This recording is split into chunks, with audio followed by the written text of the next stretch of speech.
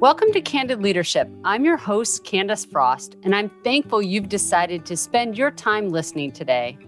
As we're headed into a new year, I'd like to introduce us all into a new way of seeing philanthropy in 2021. In our discussion today, Joan Harper, the Women Forward Director, will discuss how this nonprofit is pivoting and shifting focus after 20 years of history supporting small businesses in economically disadvantaged countries. Business Council for Peace is a united in their high-quality pro bono business consultancy with proven and promising small businesses to help them break through barriers to growth, increase revenue, and preserve, and better yet, create jobs. They are a 2020 top-rated great nonprofit. Business Council for Peace, or better known as BPeace, is delivered by both BPeace philanthropists who are business experts and volunteers for their skills and knowledge. Now, what I'd like to describe is the notion of Ruth Unmo in Forbes, when she stated, "It is no exaggeration to say that the pandemic has decimated small businesses and early stage ventures, especially those owned by women and people of color. Black women sit at this juncture bearing a disproportionate share of the virus's impact." You see, Black women represent 42% of new women-owned businesses and 3 times their share of female population and 30% of all Black-owned employer businesses. High levels of educational attainment, coupled with overcoming barriers to corporate advancement, have prompted Black women to pursue entrepreneurship, where they've become a potent economic force.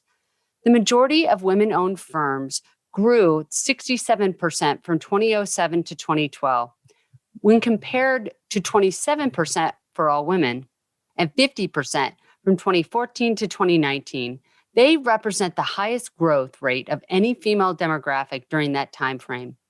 Now, what's most concerning and why BPeace and this phenomenal advocate like Joan Harper got involved in this, because Black, minority, and women-owned and led small businesses have been disproportionately affected by COVID-19. For this reason, BPeace is reaching out for businesses that were on a growth path pre-COVID and to help those businesses recover.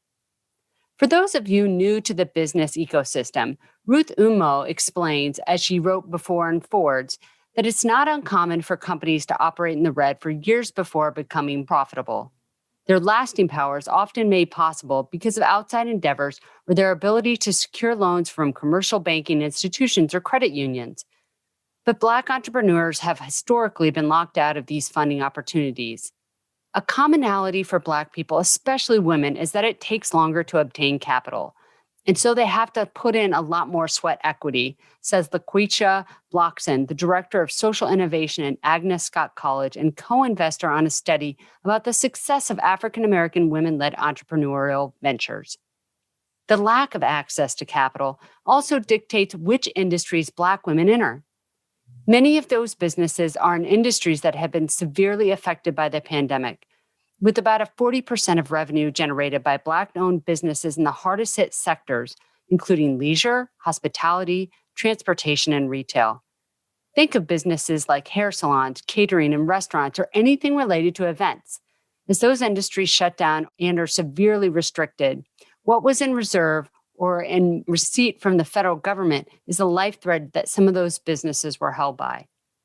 Additionally, listeners, what's critical is that nearly 75% of Black business owners in a survey by Goldman Sachs state they recently mentored others in their communities, when compared to 50% of white business owners. Asea Pompey, the global head of corporate engagement and president of the Goldman Sachs Foundation, stated it best when she said, "It's not just that it's a single business that shuttered. It's that the pillar of the community and someone who's a leader or a mentor, the blast radius impact of the pandemic on Black communities is something that can't be overstated." And that's why we have my guest, Joan Harper, here today to discuss why launching this effort in the U.S. is so critical. Joan, it's great to have you on Candid Leadership. Could you please tell me how BPeace and the Association of Enterprise Opportunities is teaming up together to work on this problem? Thank you, Candace. And it's a pleasure to be here with you as well. I'm a big fan of what you are doing to share best practices for becoming a great leader and mentor, and BP supports that as well. Let me first just give your listeners the backstory on BP's and our mission. We were founded just after 9/11 with the goal to reduce violence in the world. A pretty big ask. We believe that the best hope for long-term peace in conflict-affected communities is more jobs and the economic empowerment of women. Research shows that when women work, violence in a region lessens. When women lead, historically violent communities stabilize. And when women business leaders have support, communities accelerate toward peace and prosperity.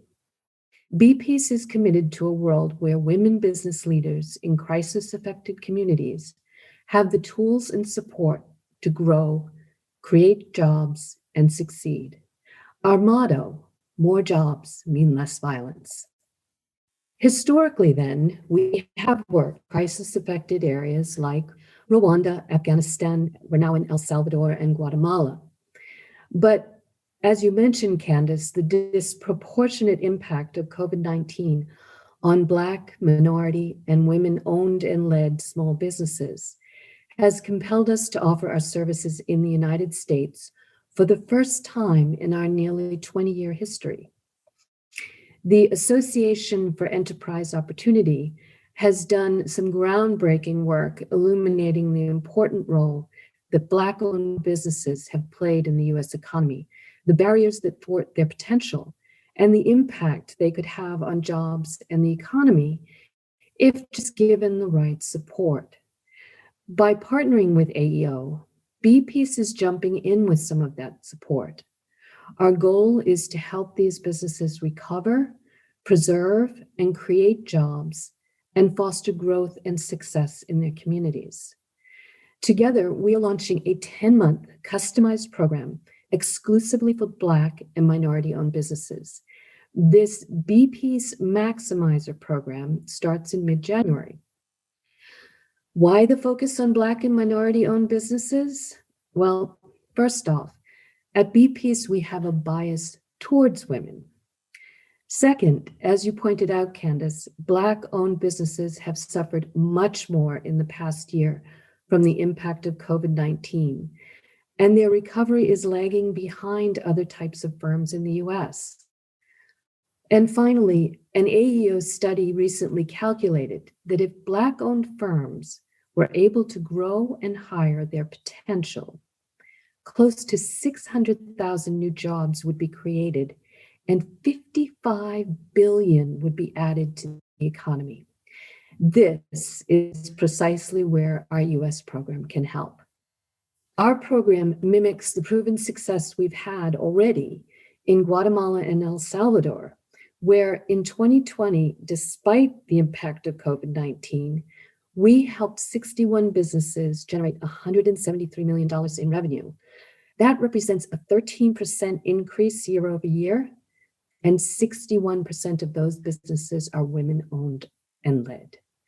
So in a nutshell, that's what we're doing. That is phenomenal. And I think as we look into this next year going forward, so many of the points that you made are just critical. Many people, and especially the listeners of this podcast, are really leaning forward.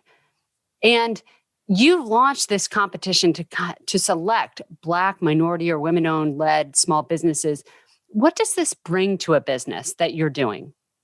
Yeah, so that's a great question, Candace, because we have, with our partner, AEO, we have selected 10 businesses. The requirements were that they had sales between 200,000 and 2 million, that they'd been operating for 2 years in the United States with 10 or more full-time employees and the potential for growth.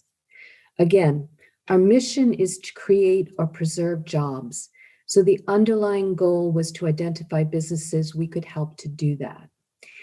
So what happens next is each business in the Maximizer program receives a value of $30,000 in pro bono consulting.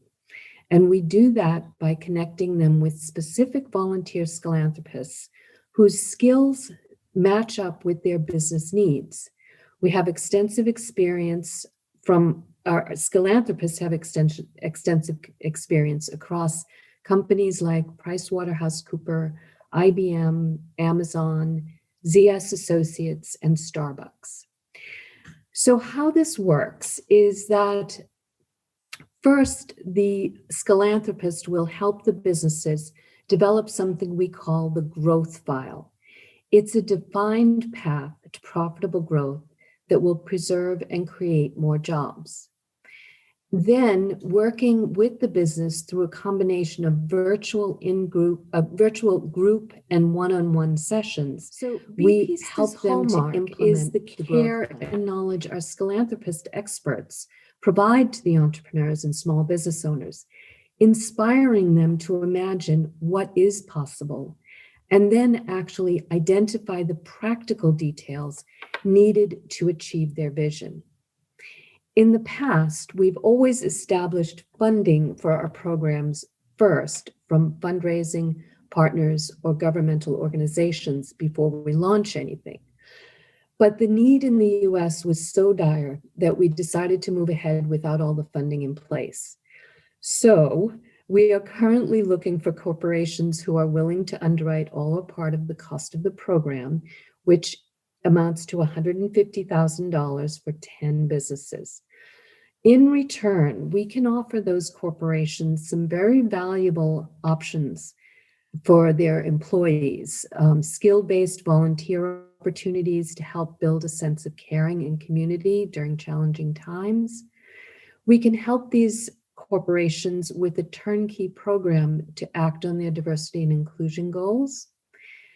And just the feel good of knowing that you're helping to grow the economies where your employees and customers live and work.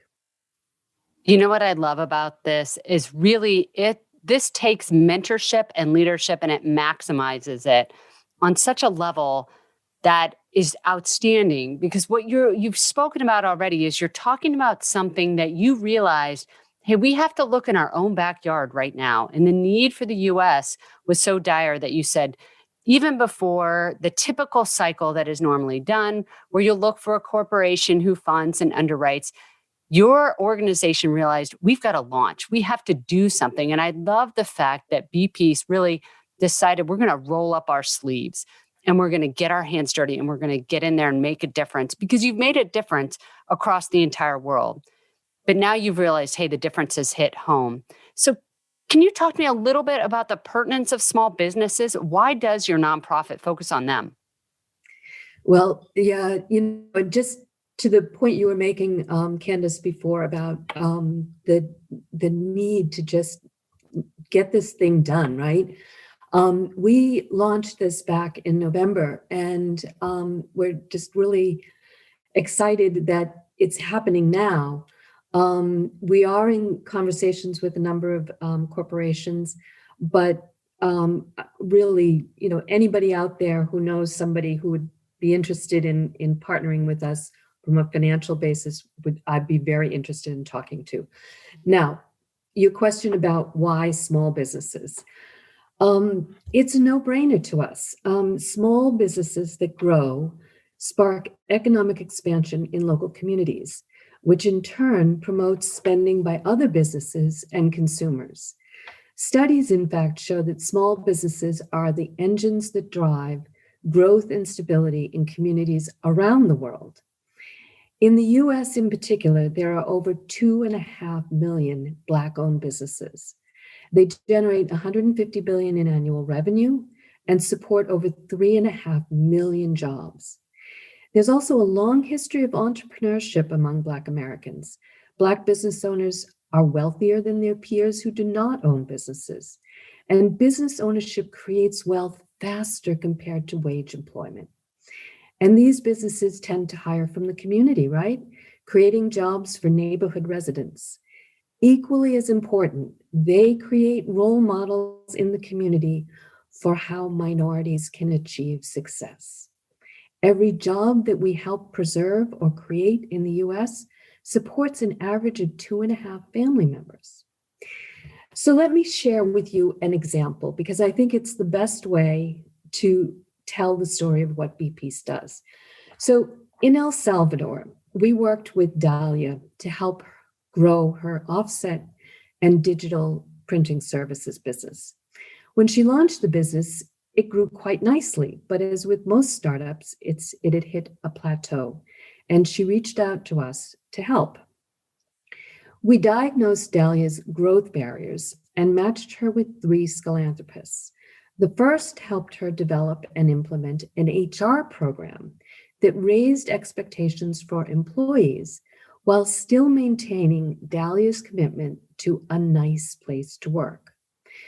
Two other philanthropists helped Dahlia develop a sales strategy and fine-tune her production process. Today, Dahlia has grown the number of her employees by 107%. She's improved quality, increased production capacity by 300%. And her business, in-house print, is still a nice place to work. And that's what we do. Wow, what a great story. I mean, that really does bring a smile to my face to think of the ability that you've had to reach out, touch someone in just a way that helps like almost amplify them. I think that's that underlying key of what any good mentor does. And through the philanthropist program you've created, you've done this to monumentally change not only individuals' lives, but also communities. So, as this new year approaches, and many people seek nonprofits where they can tangibly see their donations impact people, how can people fund or donate to your organization? Okay, so I have two answers to that question. The first, which I haven't really focused on a lot, but there's being a philanthropist is one of the most fulfilling ways to do more with what you know. And so I would very strongly suggest that you check out our bpeace.org page for what the opportunities are for you to get involved in helping small businesses grow and preserve jobs. Of course, a donation to BPeace is also appreciated, and it has the power to change lives. If you think about it, what better gift could you give this year than a job to someone who gives someone the opportunity to support their family, give them the pride in knowing that their work has value? We're a very, very lean organization, so I can assure you that 89% of every dollar donated goes directly to our fast runners. If it's available to you, please go to bpeace.org to donate. Of course, we also have a dynamic group of businesses in our U.S. portfolio. If you can buy local from them, please do. If you work for a larger corporation that could partner with one of the businesses, please feel free to reach out to me. That's awesome. And I thank you for that. And in the show notes, listeners, I'll have all of these links, and you'll be able to not only look to support those businesses, but also reach out to Joan should you have those skills necessary to reach out and help. Lastly, as we're kind of concluding this episode, Joan, what do you hope 2021 holds, and what kind of leaders are you hoping this program will create? It's just the beginning of 2021, but I do believe in the power of individuals to make lasting change. And BPeace actually proves that impact with their growth programs in Central America, with their Women Forward program, which highlights leaders like you, Candace, who are moving women forward in the workplace and society, and now with the US program. I know that we will continue to look for the partners to work with and the leaders to model who also believe that it's us, it's individuals who drive change. Joan, that's phenomenal. I don't think I could put it any better. I do want to recap and really thank the Business Council for Peace and the work that they've done. They've spent 20 years, folks, 20 years in the nonprofit sector, looking around the world to figure out ways to be a solution to a problem. That's a reminder to all the listeners out there. who are really looking around right now and saying, it's unsurmountable. There are just too many things stacked on top of one another, and I don't think I can make a difference. These people have come together now for over 2 decades to say, you know what? We see something in the world that we think we can make a difference, and they've done it. And not only have they created more opportunities around the world, they've also amplified a significant number of women's voices to say, hey, these are people that are really kicking it out there. They're slaying what they're doing. And it's been a great opportunity for me, Joan, I can't thank you enough, to meet and connect with so many people, not only in the US, but around the world, who are doing great things to really make real and lasting change. So, Joan, I thank you for joining me here on Candid Leadership. This has definitely been an eye-opening podcast opportunity for us to not only see what's going on in the nonprofit business sector, how mentors are working and how leaders are formed, but also how to reach out and to be able to make a change. Joan, thank you so much for joining me today. That's a pleasure, Candace. Thank you.